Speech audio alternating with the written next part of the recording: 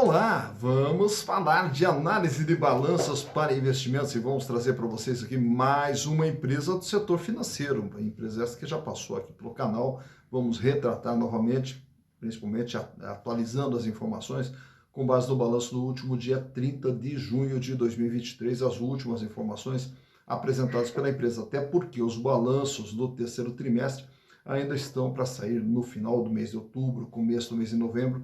Aí teremos as informações mais atualizadas. Então vamos com as últimas informações que nós temos aqui. Falei para vocês que é uma empresa do setor financeiro que já passou pelo canal, porém essa empresa não tem mais as ações negociadas aqui no Brasil. As suas ações hoje são negociadas na Bolsa de Nasdaq e essas ações hoje elas podem ser adquiridas aqui no Brasil através de BDRs. Estamos falando aqui do Banco Inter S.A., que agora passa a ser o Intercompany Incorporation, né? Que o Banco Inter, que a origem dele é aqui no Brasil, mas vamos contar toda essa história para vocês. Mas também, caso vocês queiram outras empresas aí, também é fácil, basta mandar uma mensagem aqui ó, no canal Silas Negraf e aproveita também, faça a sua inscrição, dá o like e venha junto conosco construir e repartir conhecimentos. E deixa só também aproveitar aqui, dar os créditos para o pessoal que sugeriu o Banco Inter, a começar pelo meu amigo Luiz Silva. Ô Luiz, que bom ter você conosco, um prazer poder lhe atender. Seja sempre bem-vindo. Também Diego Borges, grande Diego Borges, que bom também ter você com a gente aqui, Diego. Muito obrigado pela participação, muito obrigado pela sugestão. O Robertson também sugeriu o Banco Inter, a quem eu mando um grande abraço e também agradeço imensamente sua participação e o seu incentivo, Robertson. E também quem sugeriu o Banco Inter, Maria Fumaça Jacaraípe. Olha aí que bonito, Maria Fumaça Jacaraípe também junto conosco. Enfim, muita gente junto conosco aqui, construindo e repartindo conhecimentos. Mas vamos contar toda essa história aqui do Banco Inter até para você entender. Olha só como é que começa toda a história.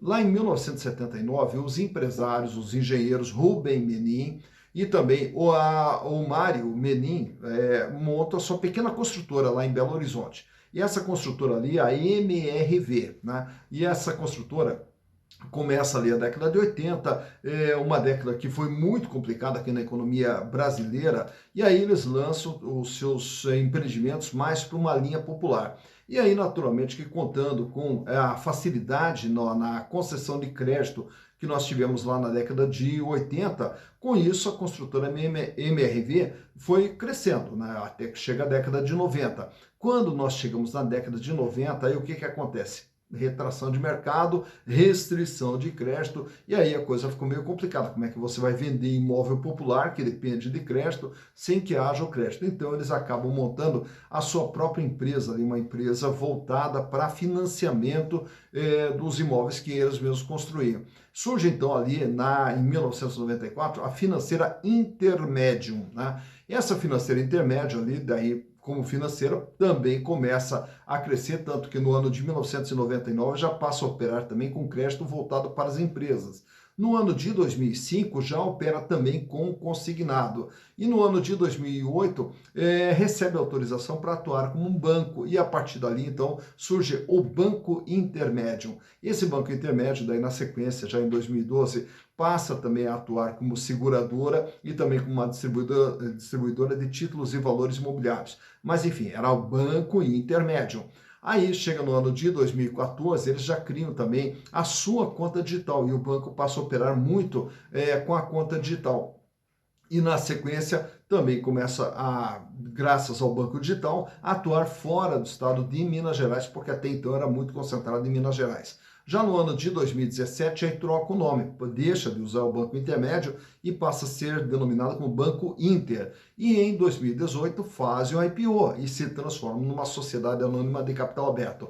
Vem aqui com as suas ações negociadas na Bolsa, só que na sequência também eles abrem o capital na Nasdaq, nos Estados Unidos, como Intercompany. Tá? E ali, com a Intercom, deixam depois a B3 aqui, abandonam a B3 e passam a se concentrar apenas na Nasdaq. Então, consequentemente, nós não temos mais as ações do Banco Inter aqui no Brasil. O que nós temos? São as BDRs da Intercom, né, que está nos Estados Unidos, que é uma empresa brasileira, porém ele está nos Estados Unidos e que é uma estoque. E aí, consequentemente, como que a gente pode operar com esse papel? Através das chamadas BDRs. Enfim, mas para que possamos entender um pouquinho como que está a situação da Intercol, ou do Banco Inter, trago para vocês aqui os balanços de 2019, 2020, 21, 22 e do primeiro semestre de 2023. E através dos números vamos entender o que é o Banco Inter ou Intercol. Então vamos aos números. Então aqui estamos com as demonstrações contábeis do Intercol Incorporation ou do Banco Inter, né? E como eu falei para vocês, trago aqui desde 2019 até agora junho de 2023, todo um panorama aqui de como que vem sendo o desempenho do banco ao longo desse período aqui. A começar pelo ano de 2019, o banco registrava dentro do seu ativo, tudo aquilo que tem dentro do seu patrimônio, 10 bilhões e 77 milhões de reais. E desses 10 bilhões e 77 milhões de reais, como todos os bancos, todas as instituições financeiras, a maior parte desse valor sempre vai estar aqui, ó, no capital de giro. Tá, por quê? É aqui que o banco vive. O banco vive do quê? A entrada de dinheiro, empresta esse dinheiro, aplica esse dinheiro para poder gerar receita, para poder gerar resultados. Então, toda a geração de resultados se dá através desse capital circulante, aqui do ativo circulante, que em 2019 era de 9 bilhões 905, equivalente a 98,3% de todo o ativo da empresa. Fechou lá em 2019 com 3 bilhões 114 milhões em caixa, o dinheiro que o banco tinha disponível em caixa, e 6 bilhões 165 milhões como ativos financeiros. E o que são esses ativos financeiros? São todos os recursos que estão girando na mão dos clientes do Banco Inter. Já no ano de 2020, o Banco Inter dá um salto, vai para 19 bilhões 921 milhões de reais. E esse aumento se dá justamente no capital de giro, que pula para 19.559, 98,2%.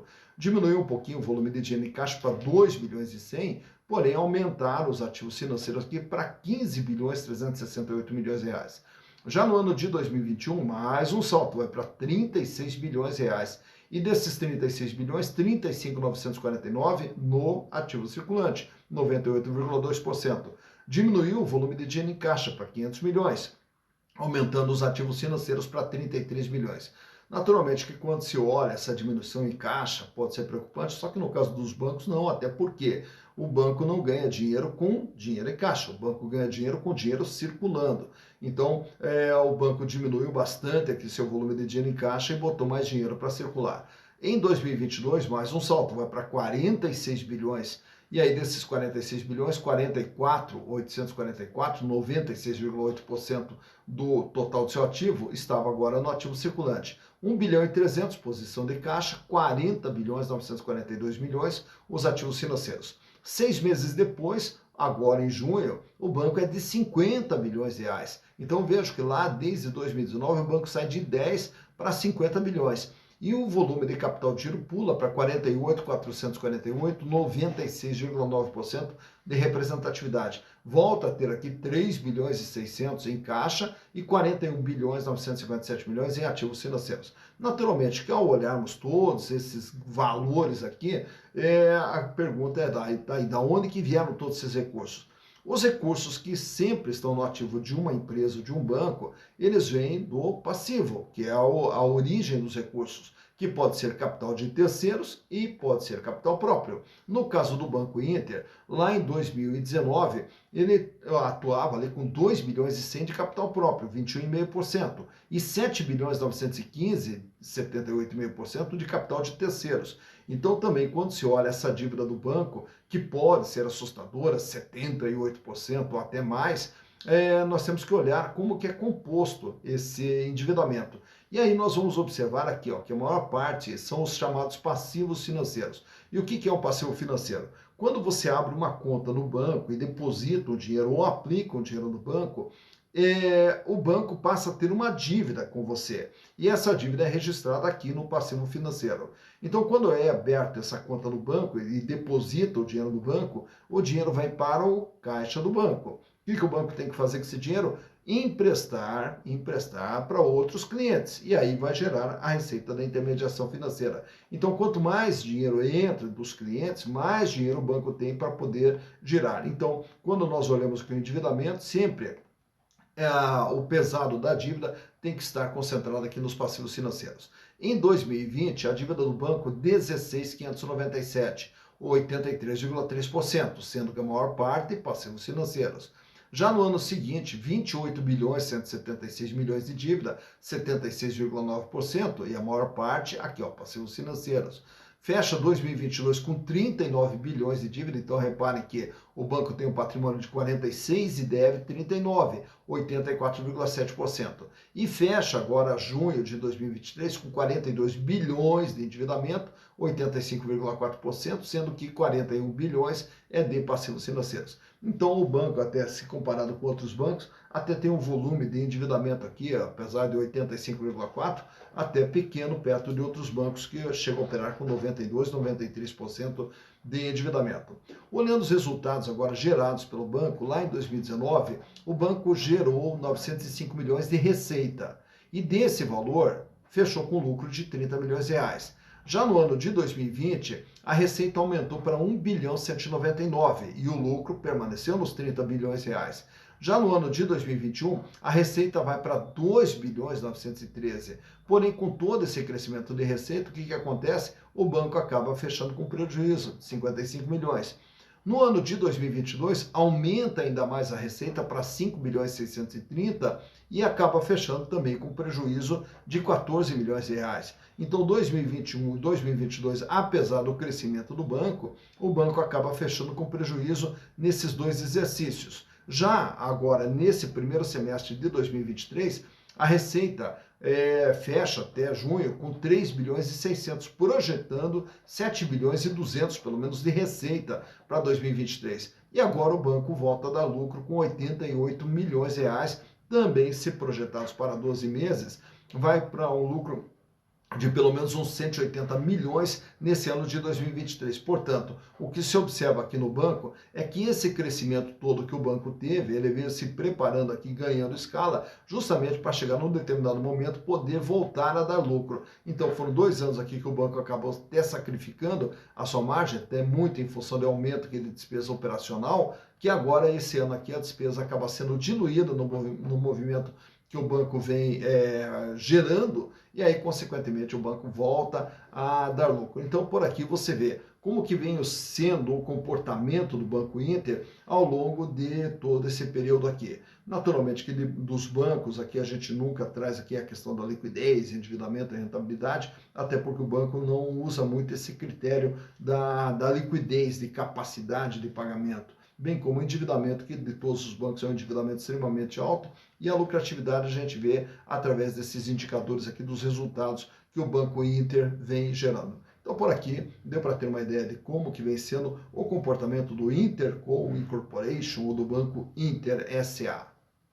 Tá, então, mais uma empresa analisada, Banco Inter, lá de Minas Gerais. Toda a história começa lá em Minas Gerais, lá do grupo MRV. E agora você já sabe como que surgiu e como que se desenvolveu o Banco Inter. E também é uma opção de investimentos, não na B3, né? Mas naturalmente usa também a B3, mas como uma BDR, não mais como uma ação aqui no Brasil, né? E aí você já passa também a ter essa opção. Mas naturalmente que para você optar ou não por um papel depende muito de fazer uma análise, fazer um estudo, entender o que é a empresa, entender se ela é lucrativa, se ela não é lucrativa. Por quê?